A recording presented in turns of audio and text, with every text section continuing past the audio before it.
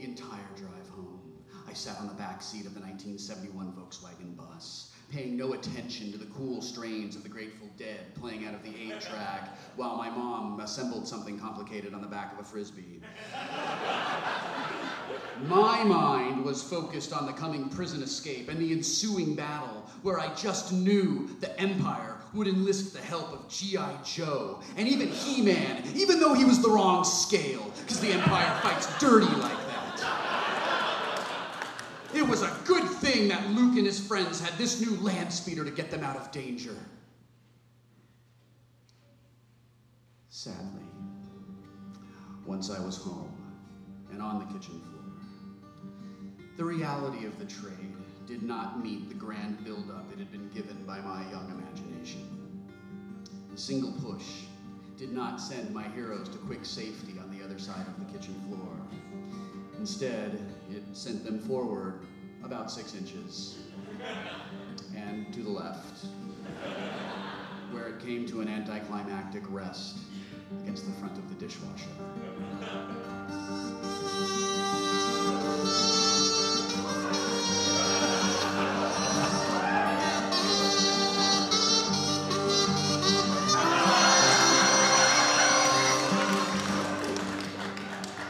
As it turned out, only the constant presence of my grimy 8-year-old fist would give them adequate propulsion away from danger. And the foot peg technology, of which I had been so excited to explore, was quickly replaced by the more reliable and time-tested Scotch tape and rubber band technology of the year before. The novelty of rolling that land speeder around the floor quickly wore off, and I really missed my Death Star. It had a cool trash compactor monster.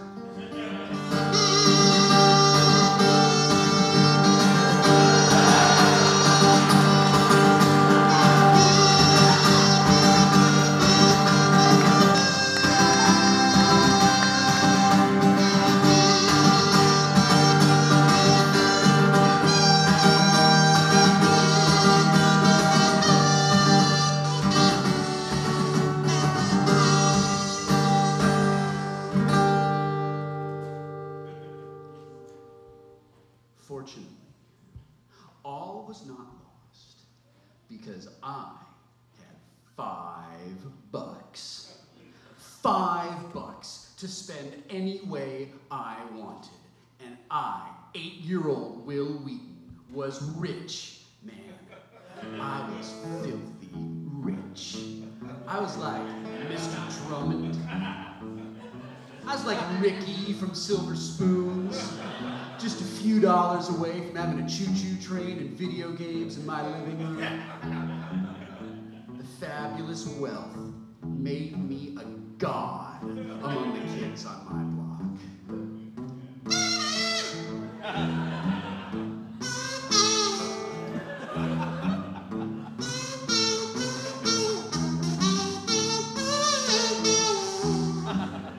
For weeks, I sat in my bedroom atop my Chewbacca bedspread, holding that $5 bill in my hands, just looking at it, admiring it, getting to know it, whispering secrets to it, memorizing its serial number, wondering how many exciting places it had visited since its birth in the San Francisco Mint in 1979. I spent countless hours basking in the glow of unimaginable wealth, while the now-forgotten land speeder gathered dust in the back of my closet, the Mr. Machine, and a partially completed model of the USS Arizona.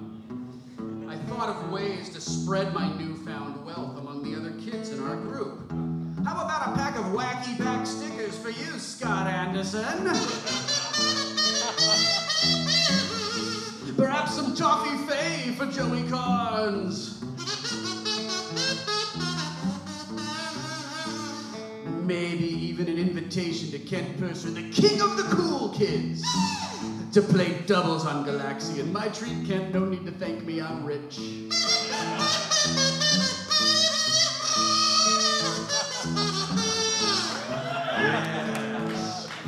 Yes, I will be generous with my wealth. I'll be an 8-year-old philanthropist. I'll set up a foundation for those kids around the corner who always wear the same same clothes and smell bad in summer.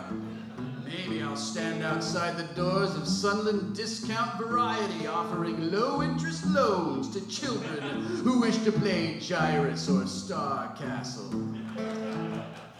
I even thought briefly about saving my money. I know it was crazy times in 1980. I thought maybe I'd open up a savings account at the local Crocker Bank where I'd get my own passbook and a set of Crocker Spaniels as a thank you gift. Ultimately, though, like a normal 8-year-old, I kept it all for myself. And there was a brief but shining moment in the summer of 1980 when I was allowed by my parents to ride my bike all the way to Hober's Pharmacy on Foothill Boulevard, a mile away, stopping at every intersection, of course. Now, I told them that it was to watch for cars, but in reality it was to check the front pocket of my two-tone yellow and blue corduroy OP shorts to ensure that my $5 bill, which I had folded into a tight little square and tucked into my Velcro wallet, having given it a backstory, didn't escape my possession. I took my $5 and I bought myself Wacky Packs. I bought myself a cherry slushie with 14 pumps of syrup. I was hardcore, man. They were crazy times in 1980. Ask your parents. I went next door to the pharmacy and I bought myself enough surgical tubing to make several water weenies.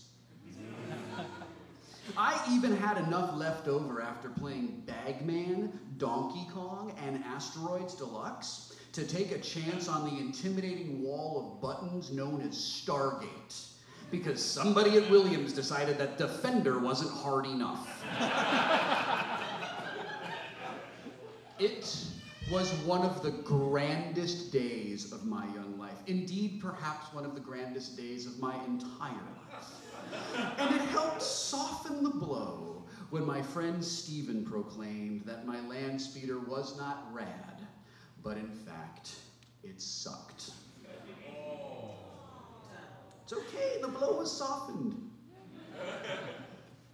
Right before I wrote this essay, in fact, what spurred me to write this essay, was a trip back to Sunland, where I hoped to pick up a slush puppy and maybe see one or two of the phantoms of my youth haunting those familiar stores, but they were nowhere to be found.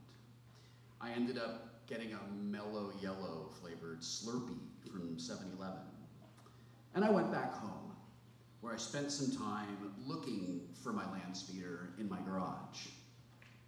I don't know why, but I still have it. There is an inscription on the bottom, written in 8-year-old marker-held fist, which proclaims, "This is Wil Wheaton. Kept you hand of it, OLs." I reached carefully into the cardboard box, pushed aside some baseball cards, pulled it out, and I dusted it off. I held that land speeder in my hands for the first time in 20 years. And suddenly, that trade didn't seem